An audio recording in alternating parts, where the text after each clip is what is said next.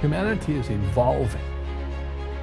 And you have to ask yourself, what does God want done? Not what Robert Kiyosaki wanted done. And what came to me, I don't think God wants people to be poor. And today in the world, America especially, there's this gap between the rich and everybody else.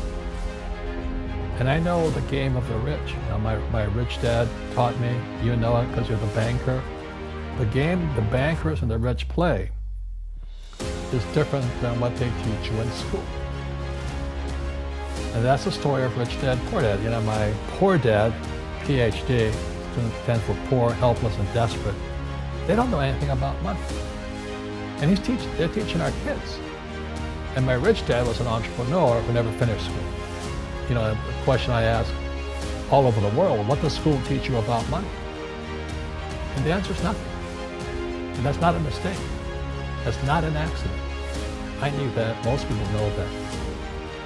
But the way to keep the poor and middle class working hard is never teach them what the rich know. Because poverty hurts. I mean, I don't like it. And I don't like that our academic system is so corrupt. You know, we know the banking system is corrupt. We know politics is corrupt. But academics is just as corrupt.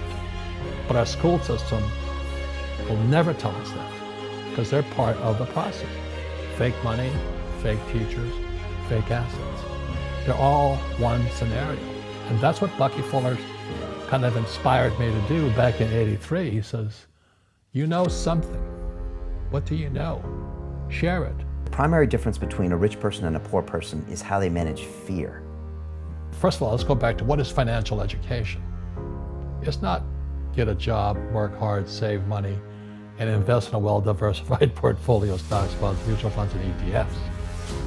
That's not it. You know, money is, the financial industry is two things, debt and taxes.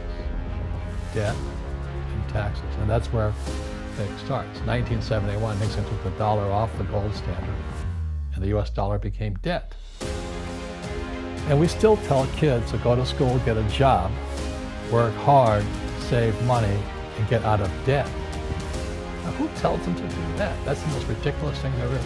The book starts and it says, lie number 1, saving money will make you rich. Yeah, it never will. You know that. All taught that as kids. Yeah, because they can print it. Why would you save it and why would you work for it if they can print it at faster than you can work for it?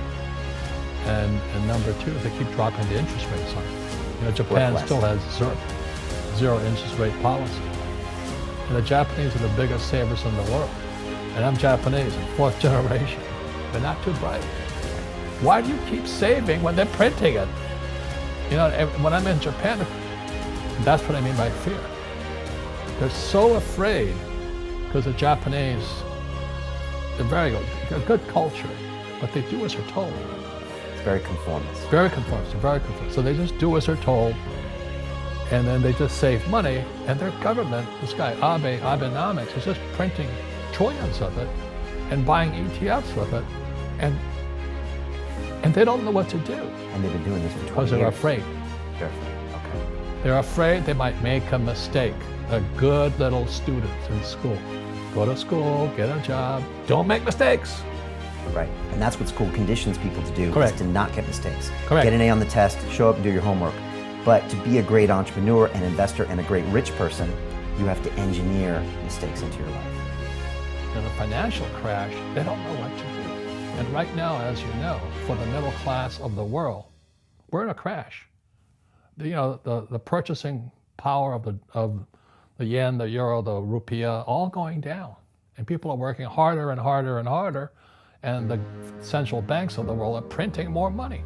Interest rates, you know, Trump just told the Fed, don't you raise those interest rates. Well, that screws all the savers. Right, and everyone hears the economy's doing great and the stock market's up, but the middle class and the poor are having a harder time. The people that are being screwed today are the poor middle class because they work for money. You know, the banker guys, they're not working for money. They have money working for them. Yeah. Very big difference in mentality here.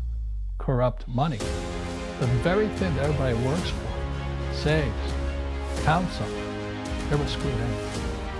And our school systems, fake money, fake teachers, fake assets, part of that same system. Government, education, Wall Street, City of London. And how does the fake teachers coming in from there? They reinforce those same ideas. They teach us to be employees, right? To not make Go to mistakes. school, get a job. And it's very subtle, right? Yep. They don't say, I'm going to train you to be a worker bee the rest of your life, but they educate you in a way where that's what you come out. Right. And you know, in Paris today, they have the yellow jackets. Yeah, What's going on in America today are red for ed. All these school teachers are putting on red t-shirts because they know they're being screwed. And it goes back to the question I have always asked, why doesn't our school teach us about money? Because Wall Street won't let them. Now, you got a different education about money with your Rich Dad. Correct. And I reread that book when I went out to see you in Arizona. And what really hit me was the hard lessons he made you learn Yep. when you went to go work for him. And I don't even know how you kept going back, because it was weeks and weeks of asking you to do things, I think not paying you, Right. but he was forcing your brain to be uncomfortable so he could turn it into kind of the entrepreneurial brain. Right.